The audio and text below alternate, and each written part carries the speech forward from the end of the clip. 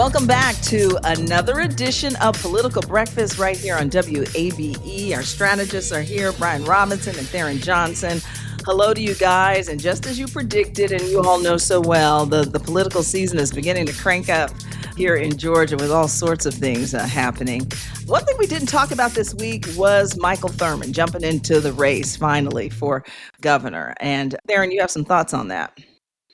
Yeah, I mean, this is something that we've been talking about on the podcast now for, I would say realistically, for a few months.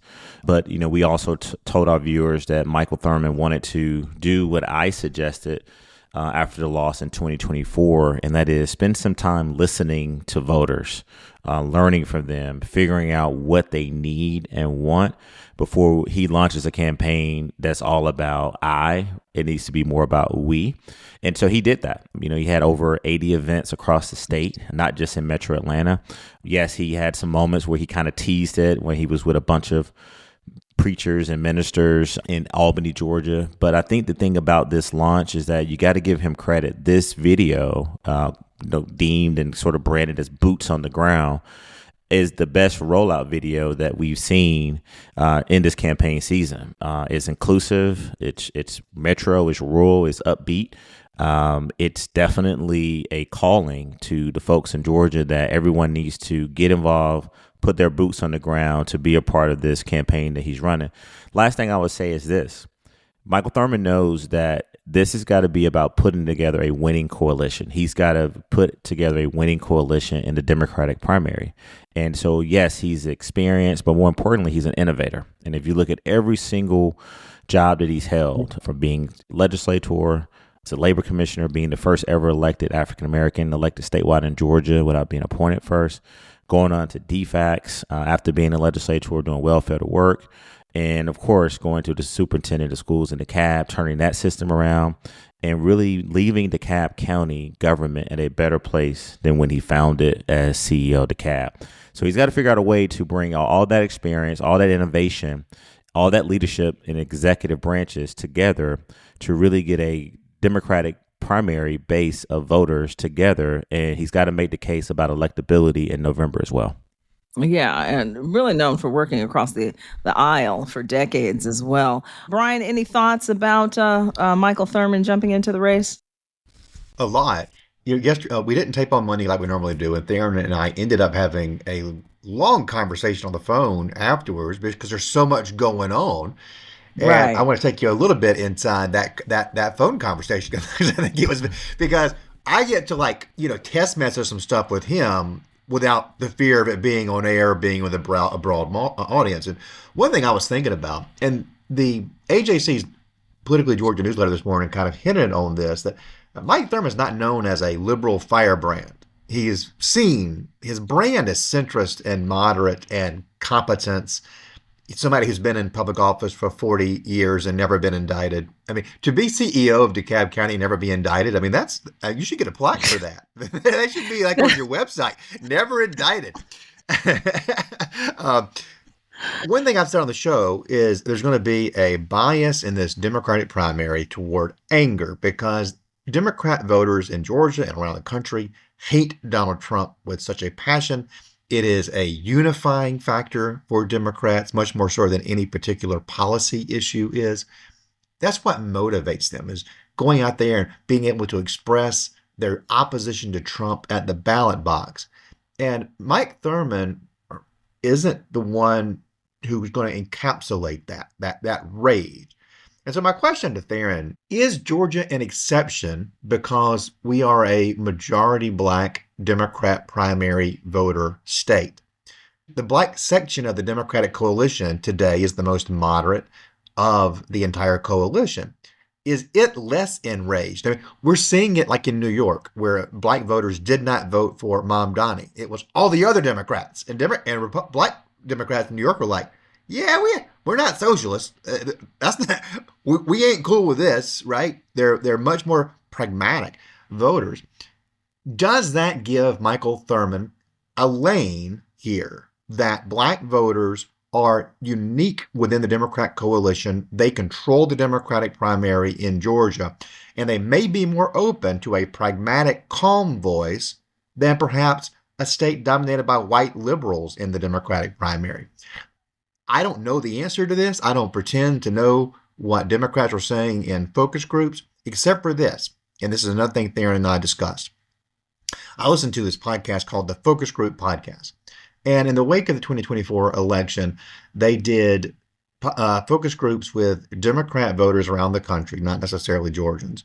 And they were like, look, give us a white, straight man. Just give us somebody who's going to win. Because obviously they're not going to vote for somebody who looks like me. But if we can vote for somebody who doesn't look like me but will represent my interest, let's just do that.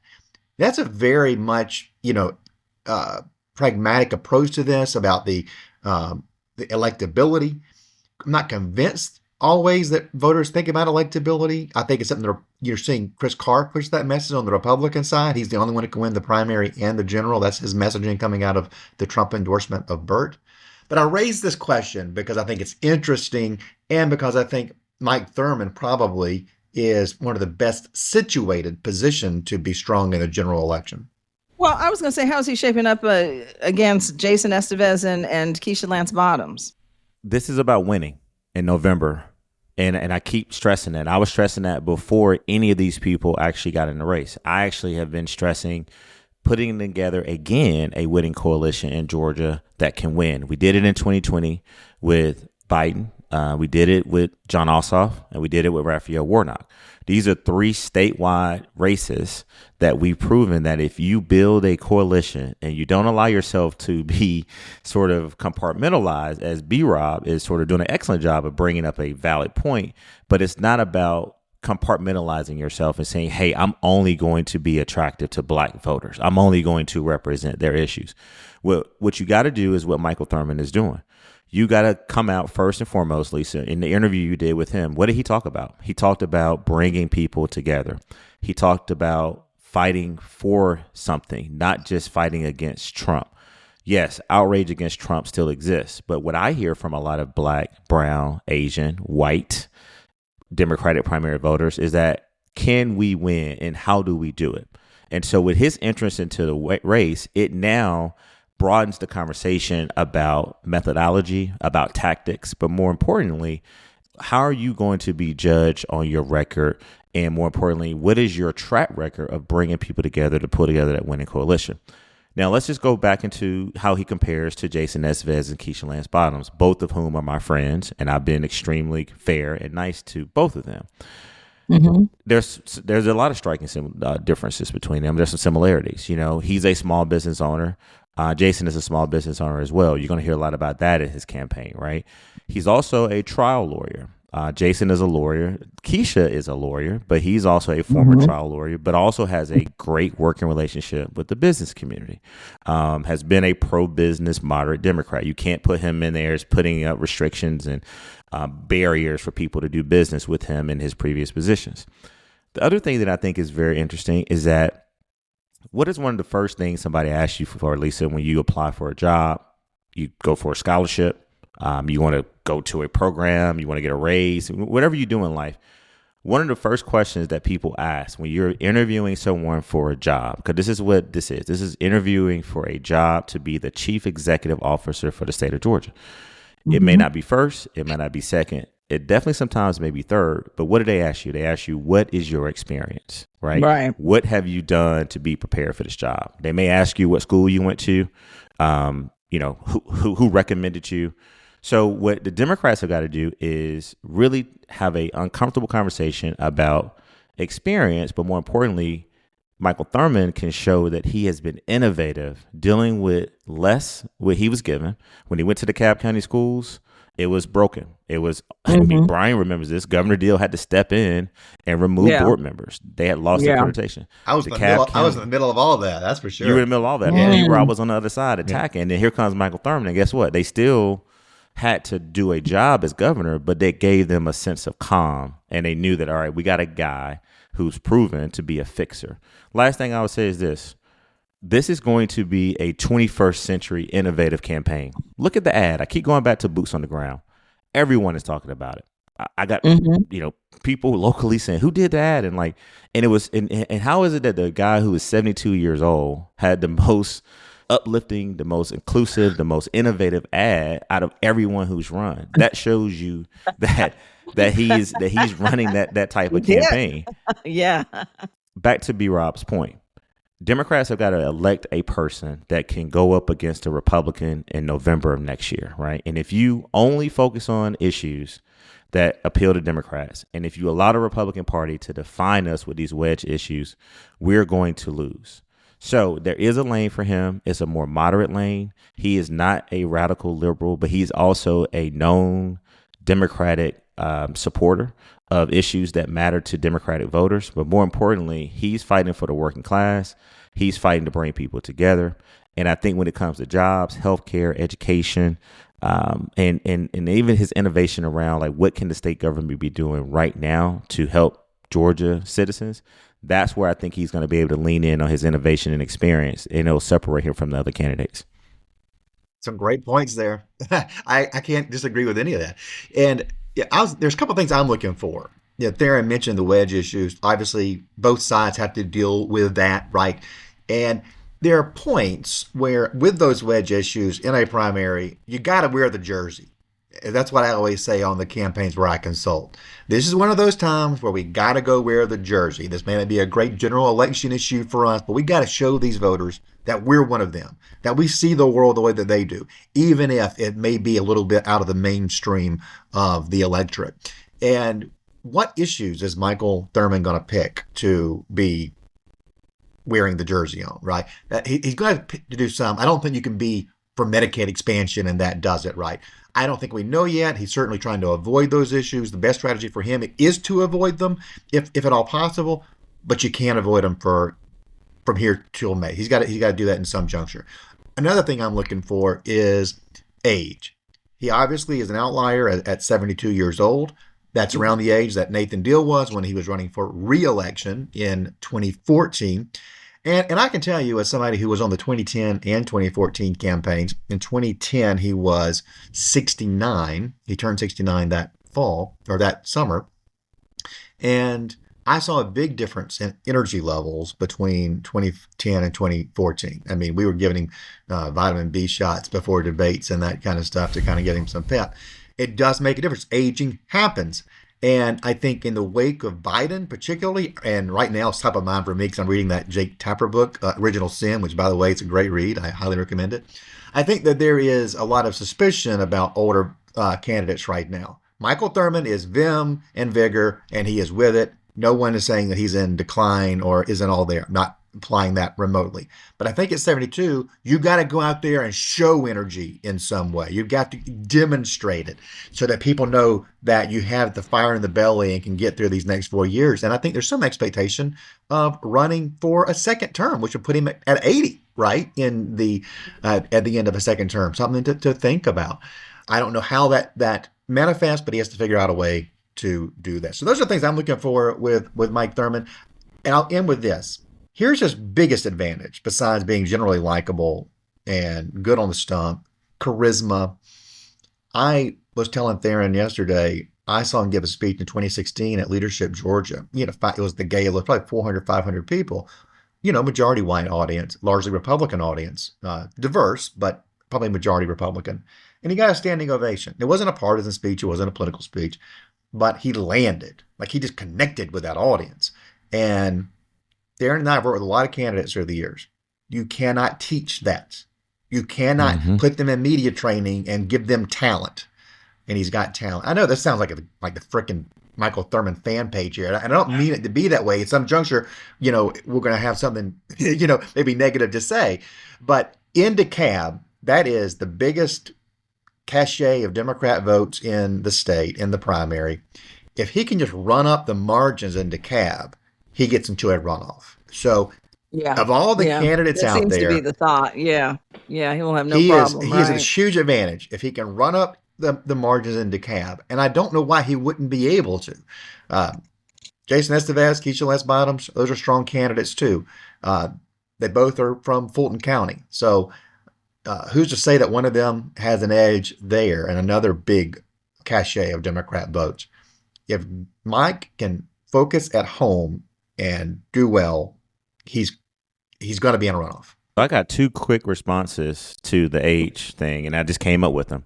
One, B-Rob, he's younger than Trump. Two, he's got swag. Hello, swag. So he's got swag. But this is a valid question. Yeah. But one, he's younger than Donald Trump, and he's got swag. And I think that's going to be the difference in the ad. And the first sign of that was the boots on the ground launch ad. Vote for M-I-K-E Mike, he will fight for you. Where the voters It had swag, and it had energy, and it was inclusive, and it was different than what Trump says now. But during Trump's campaign, Lisa, it was a rallying call that we need to all rally to drain the swamp and get rid of the Republican establishment. Then we can be the best. Mike for governor in 2026. The truth, Yeah, Judge. that song stuck in our head around here for a long I bet y'all still singing it. Brian is quietly, Very doing catchy, one of his very many catchy. conference calls with those expensive clients. He started saying, "Well, boots on the ground." We got our boots on Georgia ground. And I think that when it first started, it probably scared him a little bit, with the lady's voice. But he's grooving to it. I do. Yeah, he I do came like out a good ready. campaign song. I like a good campaign song, and I feel like that's really gone away to some degree. Y'all remember? I mean, when I was in college, Paul Coverdale ran with that lady on the porch singing, "Sing Paul Coverdale, do you sing it?" You don't. We don't get a lot of those anymore. Good old-fashioned politics. Before we wrap today, what's going on with Burt Jones and Chris Carr? Carr suing Lieutenant Governor Burt Jones. The two men continue to fight for the Republican nomination for governor. How nasty is that going to get, Brian? There's going to have to be a contrast drawn here in the race, and I think that is probably essential for Chris Carr. The Trump endorsement of Burt Jones certainly gives him an advantage. Anybody in the race would prefer that they have it as opposed to not have it. So Carr's got to go out there and prove that he's the better candidate. He's got to work harder. He's got to have a better message. He's got to be more likable. And he lastly has to tell voters why Burt Jones is not an okay alternative. And so that's where the quote unquote nastiness comes in. But Burt Jones is going to be attacking Chris Carr too. They've already previewed what that line of attack is going to be, that he's not MAGA enough, that he's not a fighter. So I think with Carr's campaign, what you're seeing telegraphed is that Burt doesn't work hard. He's, a scion of a rich family. We always worked for his dad.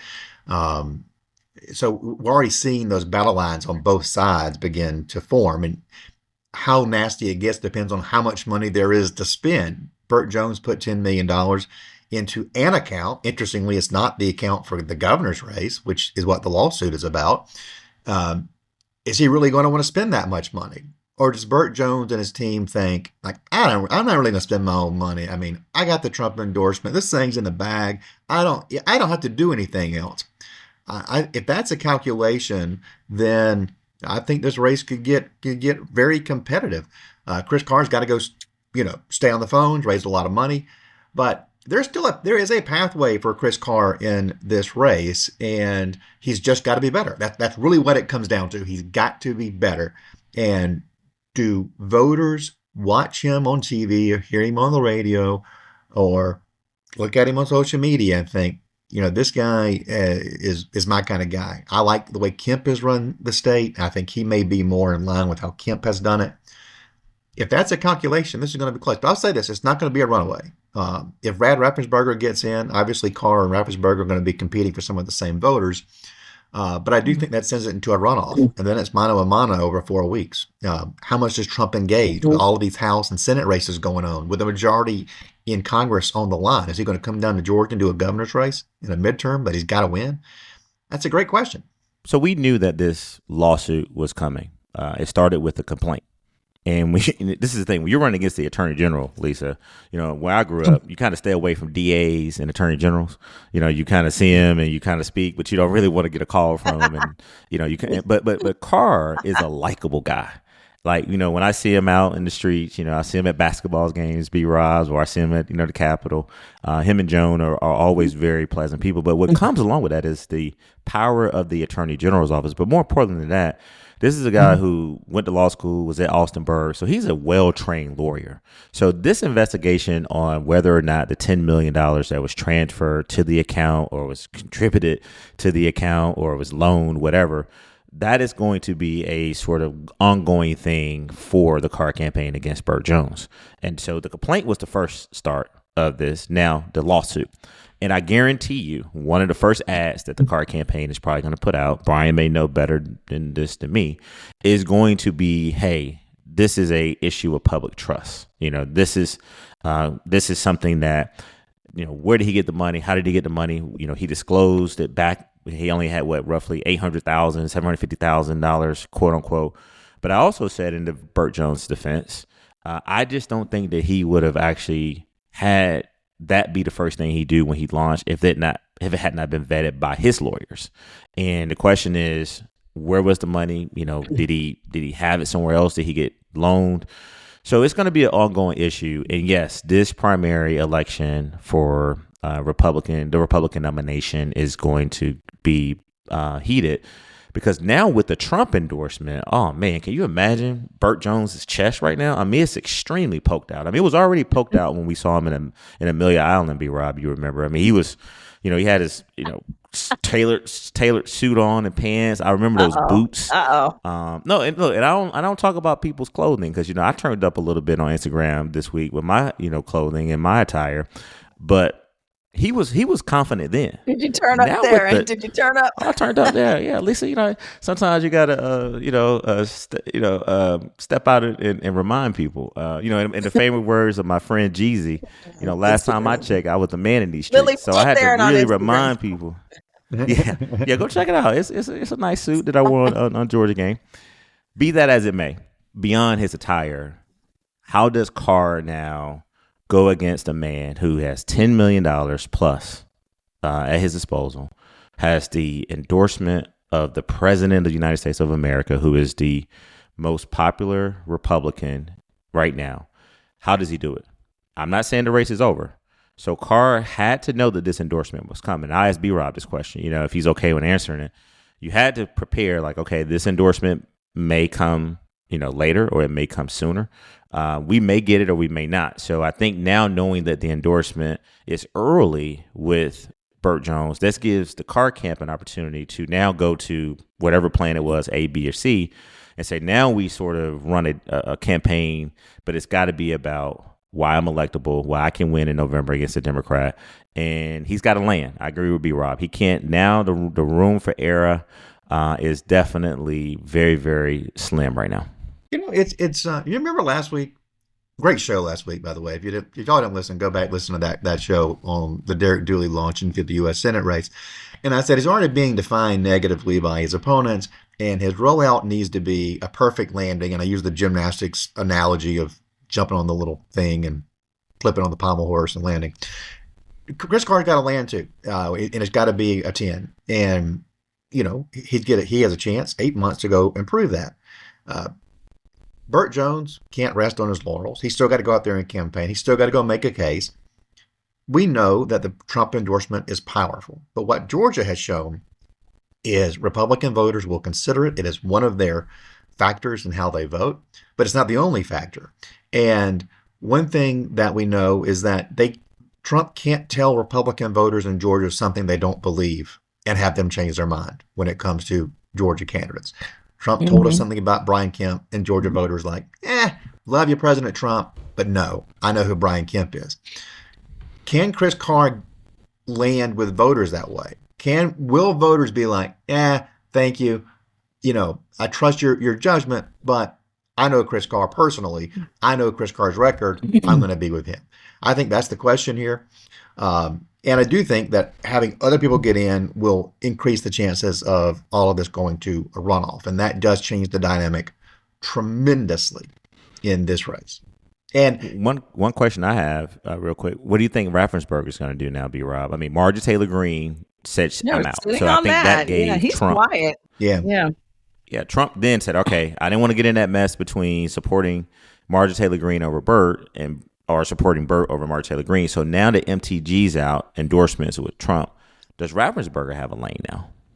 I think Raffensperger plans to get into this race. I think he is kind of competing for some of the same Really? voters You still as think he Carr. does? And I mean, that's certainly what the conventional wisdom is right now.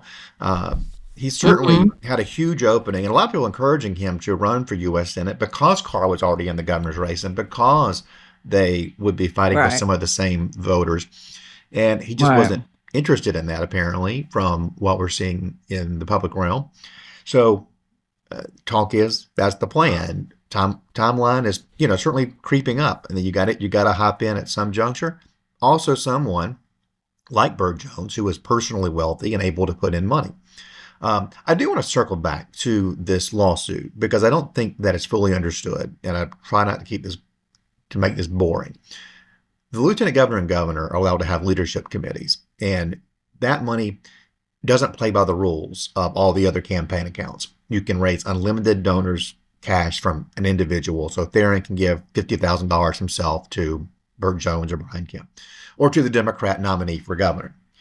The money can't be used for a primary for a different audience, for any primary, but it can't be used for a primary for a different office. Like Burt Jones' leadership committee is for running for lieutenant governor in a general election or for promoting his work as lieutenant governor. So the question is, why did he put the $10 million into a leadership committee that's just for running for lieutenant governor? Why didn't he put it into a governor's campaign account? That's the underlying issue here. Chris Carr, Brad Raffensperger, no one else is allowed to have a leadership committee. So they're not allowed to raise unlimited dollars. They're not allowed to raise money during session, which the leadership committee can. So it's a different set of rules. So why would Burt be putting money into an account that's not for running for governor and that plays by a different set of rules? He's got to have an answer for that. His responses in the media haven't answered that just yet. So I think that's what the underlying issue is. And the Burt Jones people have pushed back on Carr, saying correctly that as AG, Carr defended the leadership committee law in court. He did. And that's been some messaging I've seen picked up by activists and by Burt supporters on social media. Chris Carr's lawsuit against Burt Jones isn't challenging the constitutionality of the law. That's what Chris Carr defends as Attorney General. He is saying Burt Jones is abusing the law and using this campaign account, which plays by different rules, or a different campaign, a different office, and that's not allowed. So that is the question of the day. It is not settled, but those are the arguments on both sides. And I think we're still waiting to hear what Burt Jones's argument is for why that money is in that account. Well, it sounds to me, Lisa, and B-Rob, great job of explaining that to me, because I can't speak for Lisa, but that helped me understand the sort of premise of the lawsuit weedy. and the It's intent. very weedy. Yeah, it's weedy. It is. I hope nobody fell asleep in their car while I was. I'm gonna wait, baby. No, it's go time. No. Boots on the ground. I'm gonna play the song to get you away. But I guess what they're implying is that is he abusing this power that's been voted on and allowed to him under Georgia state law now, and so now it gets into this whole maybe he doesn't want to play by he doesn't want to play fairly, or he's been able to manipulate or abuse the powers, or he's getting an unfair advantage. Like, I think that's going to have to land, B-Rob, in a way that Republican voters really care, because the one thing about Burt Jones, he's got money, he's got swag too. And he's going to be forceful. So I think, like, how do you tell people something they kind of already know?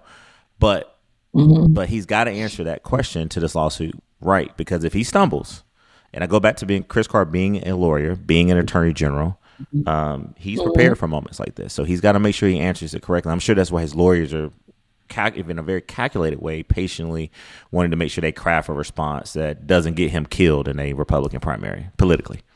All right. Yeah, Brian, thanks for that. Because, it's murky. And it's just like, you look at it from the outside and it's like, shouldn't you be, stumping and almost like a waste of time? But, there's a point to all of this.